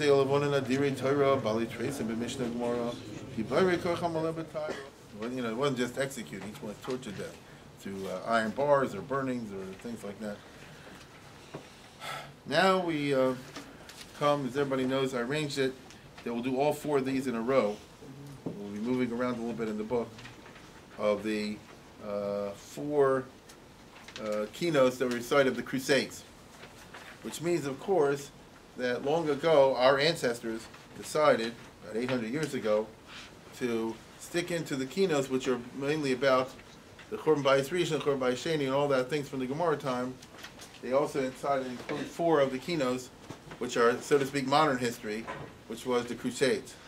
And that's because, obviously, they saw the massacres that took place in 1096, because that's what these are all about. He says these four as part of the story. The meaning they found in it is a Churban Beis HaMikdash of a certain type. The Beis HaMikdash is not the Beis HaMikdash in Yerushalayim. The Beis HaMikdash is the Beis HaMikdash called the Jewish community. Because if a Jewish community is run in the proper way, it's also a Beis HaMikdash. And you'll see references in the Kinos to the Mikdash Ma'at, which is the synagogue, and to the people there, the men, the women, the boys, the girls, the Kalas, the Talmidei Chachomim, the Balei Treisen, and all the rest of it. But you also see over here something that you don't see. It's very interesting. You don't see in the regular Kinos. And the reason I say it is this. The regular Kinos were written by people who never were there. Just like you and I were never there. All the Kinos we've read so far are from Rabbi Lezer Kaliri. So he lived, who knows when, the time after the Gemara, roughly, approximately. And he's talking about, and he read books, He had Masoras. He is giving to you over in a poetic form things from the Medrash, from the Gemara, from the Agadatah, and things of this nature, and weaving it together in his way, such as the story of the Asar Yugim Malchus. He wasn't there. And there's a difference if a person is describing in poetic form something you never were there, like you would make up a poem now about the Civil War, whatever. You could do it, but you're using your imagination. Masha'en Kain, when we get to these four over here, these are people from Auschwitz. These were written by people who went through the crusades. And therefore it's a raw kind of a text, rather than an elegiac and poetical one. You see a lot of feelings coming out, which you don't see in the regular one. And again, if we lived 50, 100 years ago, we would say, oh, who knows what was going there. But after we went through the Second World War, and our parents or grandparents, whoever it is, so we understand exactly what's going on over here. And even the title of the next keynote that we're going to say is like this. The guy is screaming at God, and all the others around him are real frum, and they're saying, Shah, don't say that. And he says, get out of my way, you shut up, and I'm going to say whatever I want to say, and I don't care what happens to me. Now, he's a frum guy, but he saw what he saw. And he's a survivor. And he's describing over there, and therefore he says, get away from me, I'm going to do what I'm going to tie it to Rebbe. I'm going to scream Hamas, violence. Right? I'm going to scream at you over the violence and the pillage, you Shochem Shamayma. And I don't care what anybody says, and I don't care whether it's politically correct or not, and get out of the way. And they stuck it in the Kinos. It's interesting. Because the people put in there, every one of them who included this in the Kinos was also a survivor. And he's saying, what he said is exactly how we feel. Now, they didn't do like Acher, right? They didn't abandon the Jewish religion, but they're not going to pretend everything's okay. It's all the difference in the world when you're writing about stuff that happened long ago, which is why I say today, the young guys that are coming up, everybody will give you a drasha of why the Holocaust happened. And the reason is because they're living fat in America or in Israel, and everything's good, so now you can be a philosopher. But the one that went through it is a different language. You understand? And he said, Sikasni ruch v'chodama. Read what it says. He said, my spirit is pressing me. Sikasni, my ruch is crushing me. V'lo uchal adoma. And I can't shut up. Because the people are saying, don't talk like that. It's not right. Do that. He says, no, I can't do that. It's like a woman giving birth. Can she shut up? Right? If she's going through the birth panic, she's screaming all the rest, everybody says, oh, don't do it. And we all know, the Gemara says, that sometimes someone giving birth says things maybe they shouldn't say, or they curse the husband, or they curse this, that, and the other. So they say, oh, don't talk like that. She gets to giving birth. In other words, it's a pain. Anybody who's gone through the massacre, I think it's Spears over here, Worms, he says the same thing. He's like, don't tell me to shut up over here. It's a remarkable thing. Misbid Mar Esev Akana Benahima. I'm going to do a bitter dirge, and I'm going to do it with Nehima. I'm going to do it with screaming and shrieing and all the rest of it. Divrei Shagosi Yitchu Kachamo. The words of my roar, I want it to be as loud as the sea, as the waves of the sea. I don't want to be quiet, and I don't want to be nice, and I don't want a nice poem, and I don't want to do all the rest of it. This is, is Sifti Al-Dozeh Shemnam because I'm talking a hesped on my Edo, on my Kehillah, Asher Nitla Shama, which was given over to complete desolation. You can't just treat this, oh, it was another incident and all the rest of it. You and me, living 1,000 years later, we saw the Crusades, there was Inquisition, it's all in the past. But here you read something that was in there again. Ech shavach masos v'arva simcha. Look how the joy is now halted, and all the simcha ceased. Kol panim parva choverish karcha. Every face is black and every head is bald. This is he and the others have survived. The few survivors of this massacre. We all know that in the Crusades, whole communities almost were wiped out. So who's the one left? The one who hid under the corpses, or the one who was hiding in this place. So every face is blackened from the soot and things like this of the fire, and every head is bald because they tore their hair out. And every beard is cut. These are the survivors over here, and every heart is covered with anach, with mourning. Ever since the Goy, ever since the Crusaders, right? We're in this era ever since they got up and were aroused to go and do the terrible thing. Sila abirai hoge oz miftocha. I mean, the words are amazing. He uses the words of Eicha. They crushed my giborim, meaning in learning. This is like I say on the Rhineland.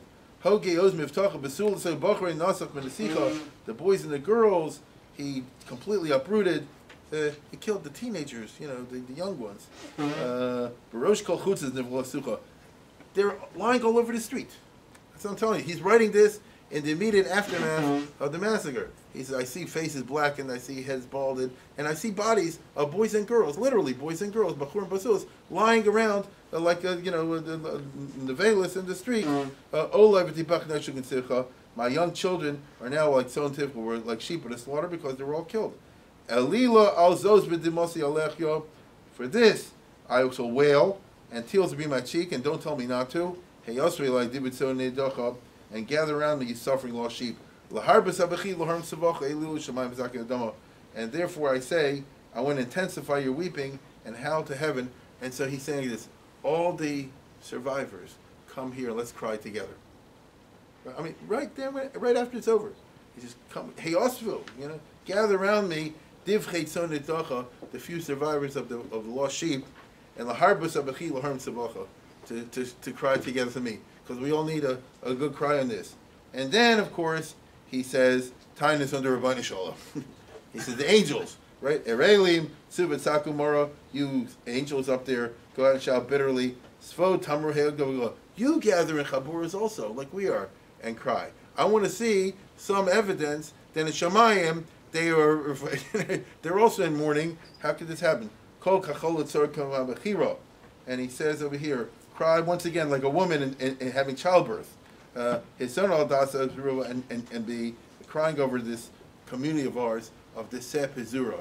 The Sepizura, of course, is the sheep. As Chazal always say, the survival of the Jews among the hostile nations, and there are plenty of hostile nations, the chances of that are slim and none. It's like a Sepizura bein shivim ze'evim.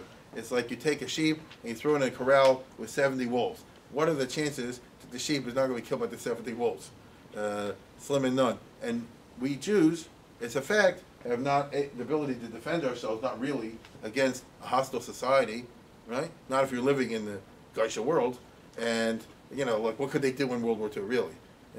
So you're totally at someone else's mercy, and so why don't they kill you? And if not, it's an amazing miracle, but then sometimes they do kill you, and all of a sudden it's not such a miracle anymore, and that's why he says, his son because of the Xera that was put on them,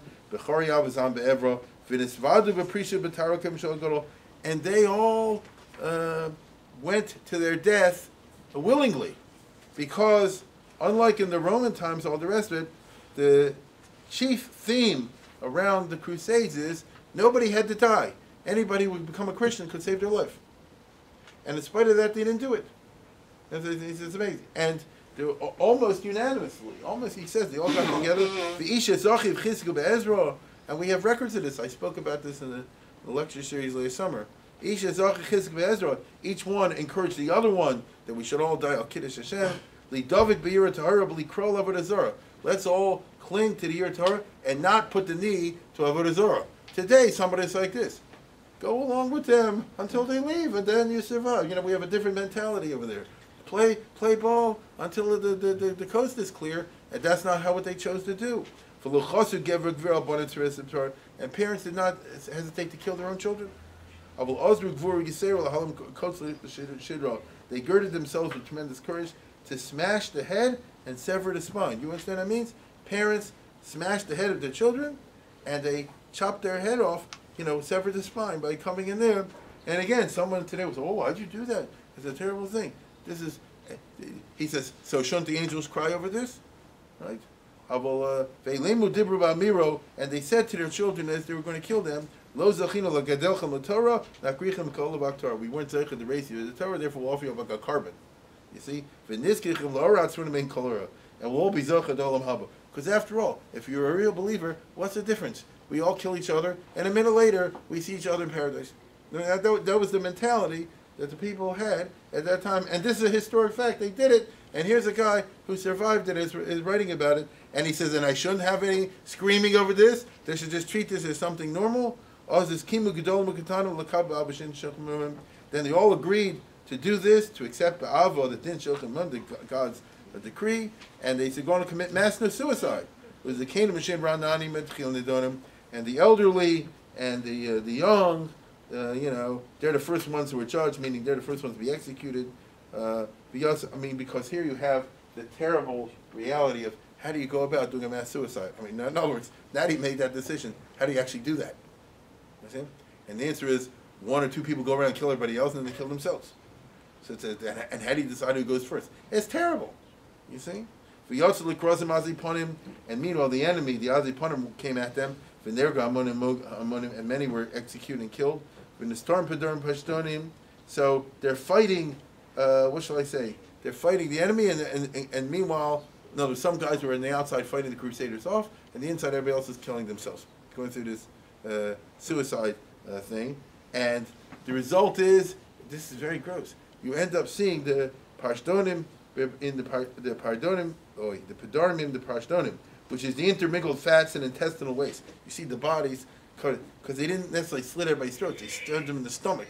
And then what happens? There's all this stuff all over the place. And he's saying it black and white. And fathers who typically were Rachmanis, that became very cruel. Because who can stab somebody, especially their own kid? Who can do such a thing like that? They feast all over him, and they cast lots. Because there's some way you got to arrange it. And the first ones who got in the lottery, the ones who go first, they get killed by, you know what a chalaf is, what a shochet uses, and sakinim. You see young bachurim who are raised in Sola. Yirmiyahu and Eicha talks about hamunim alei tola.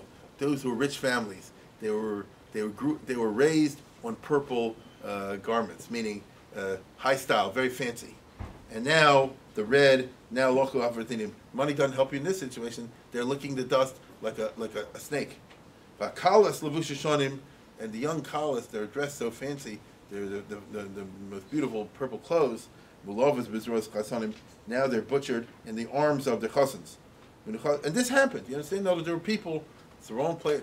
1096 in May and June and July. There was the wrong place to be, and somebody could be a chasan kala. And Dafka this week is when it happened.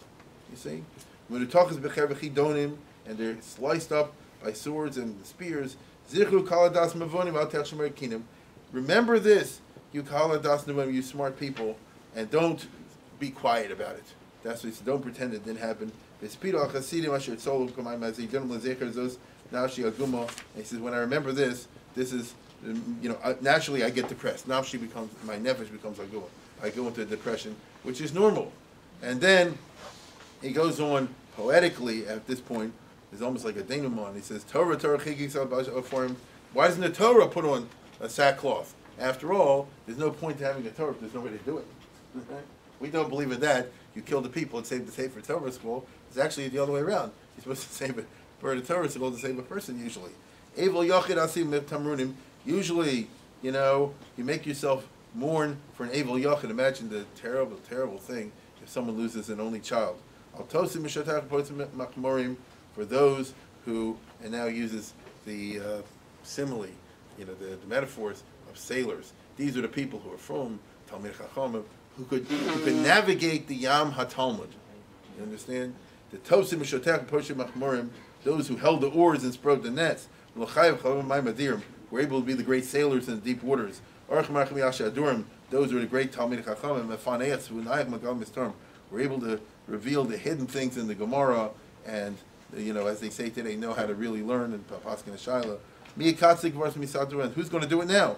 who's going to make the hills flat, and who's going to make the mountains straight, meaning who's going to answer the kash, who's going to answer all the kashas and truths. Who's going to be able to tell us about the halachas of Nazir and the Durham, the hard stuff in the Gemara? And who's going to be the ones who lead the wars of the Talmud, meaning the Jewish civilization, which was at such a high point at the time this disaster hit. It wasn't just the Jewish community here or there, but the main Jewish communities in the world, the centers of Jewish culture. They lost their weapons. You see, when these people get killed, we lost their weapons.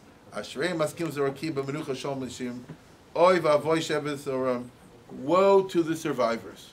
Isn't that something? You might say this, no, you survived. That's good. No, it's not how the survivor feels. It's a terrible feeling, the one who survived such a thing. And what did they survive to? Miserable of spirit, travail and torment. The rest of their lives is going to be nothing but Talmovis and Yisurim. This is something we know from our time. Erev Omer Mithin Sforim Boker Mitzvah Magarm.